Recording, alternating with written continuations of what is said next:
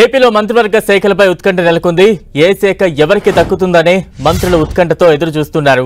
చంద్రబాబు తిరుపతి నుంచి వచ్చాక శాఖలు కేటాయించే అవకాశం ఉంది. పవన్ కళ్యాణ్ కు డిప్యూటీ సీఎంతో పాటు పలు కీలక శాఖలు కేటాయించే అవకాశాలున్నాయి. పవన్ కు పంచాయతీరాజ్, గ్రామీణాభివృద్ధి శాఖ కేటాయించవచ్చనే టాక్ వినిపిస్తోంది. బలహీన వర్గాలకు హోంశాఖ, పయ్యావుల కేశవ్ కు ఆర్థిక శాఖ ఇవ్వచ్చనే ప్రచారం జరుగుతోంది.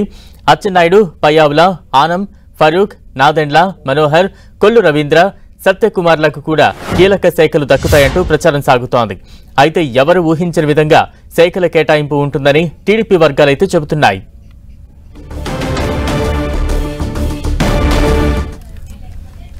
శాఖల కేటాయింపుకు సంబంధించి ఉత్కంఠ అయితే కొనసాగుతోంది. తాజా అప్డేట్స్ అందించేందుకు మా ప్రతినిధి రవిచంద్ సిద్ధంగా ఉన్నారు. రవిచంద్, బలరాం, ఏదైతే నిన్న మంత్రులు ప్రమాణ స్వీకారం చేశారో వారందరూ కూడా శాఖల కేటాయించే అవకాశం కనిపిస్తుంది. మరి కాసేపట్లో దీనికి సంబంధించిన అధికారిక ఉత్తర్వులు వెలువడబోతున్నాయి. నిన్న కూడా మంత్రులతో చంద్రబాబు సమావేశమయ్యారు. వారికి కొన్ని జాగ్రత్తలు, సలహాలు, సూచనలు చెప్పారు.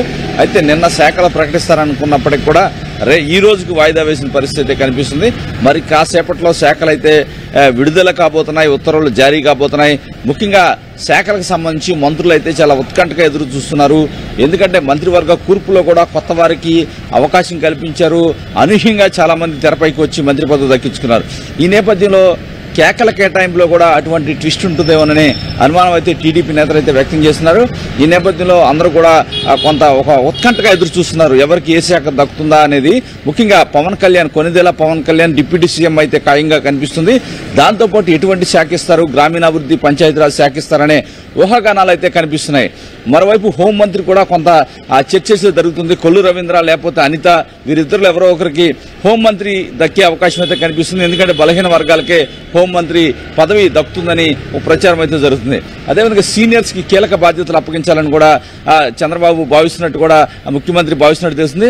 అయితే పయ్యావుల కేశవ్ కొత్తగా మంత్రి అయ్యారు. పయ్యావుల కేశవ్ ఆయన ఆర్థిక వ్యవహారాల మీద నిపుణుడిగా ఉన్నారు. ఈ నేపథ్యంలో ఆర్థిక శాఖని పయ్యావుల కేశవ్కు ఇచ్చే అవకాశం ఉంది.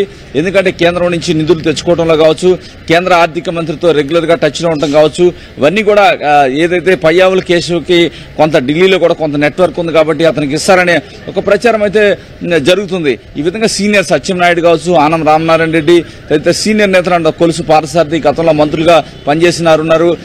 ఏదైతే నారాయణ ఉన్నారు, మంత్రిగా ఉన్నారు నారాయణ. ఇటువంటి వారికి నారా లోకేష్ కి కీలక బాధ్యతలు అప్పగిస్తారు.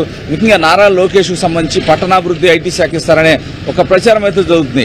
ఈ విధంగా కొంతమందికి కీలక శాఖలు దక్కుతాయి అనేసి అందరూ కూడా చెప్పుకుంటూ ఉన్నారు. ఏదైనా మరి కాసేపట్లో అధికారిక ఉత్తర్వులు అయితే వెలువడబోతున్నాయి. జనసేనకు కేటాయించే నాదెండ్ల మనోహర్ ఉన్నారు, కందులు దుర్గేష్ ఉన్నారు.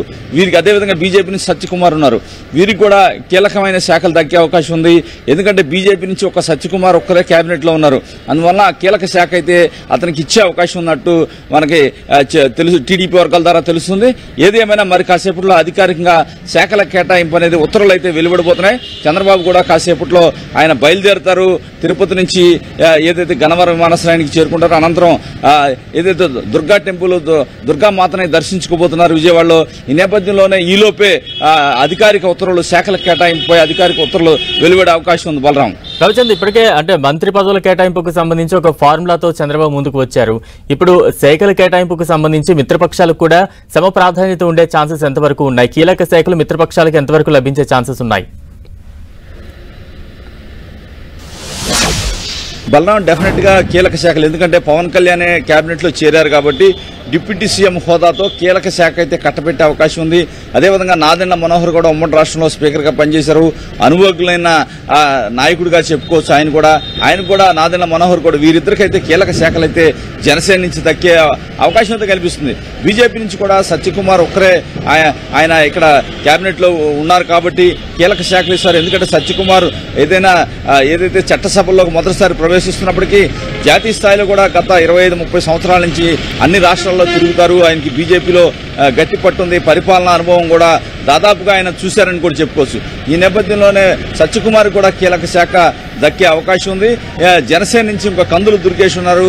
దుర్గేష్ కూడా ఏదైనా ప్రాధాన్యత గల శాఖ ఇస్తారని చెప్తున్నారు. మిత్రపక్షాలకు ఎప్పుడు గౌరవిస్తామని ఇప్పటికే చంద్రబాబు చెప్తూ ఉన్నారు.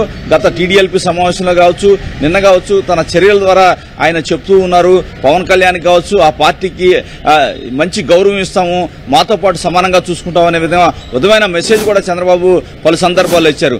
ఈ నేపథ్యంలో పవన్ కళ్యాణ్కి కీలక శాఖలో నాదెండ్ల మనోహర్ కూడా కీలక శాఖలు అయితే అవకాశం మనకు కనిపిస్తూ ఉంది. Balaram, thank you Ravichandra.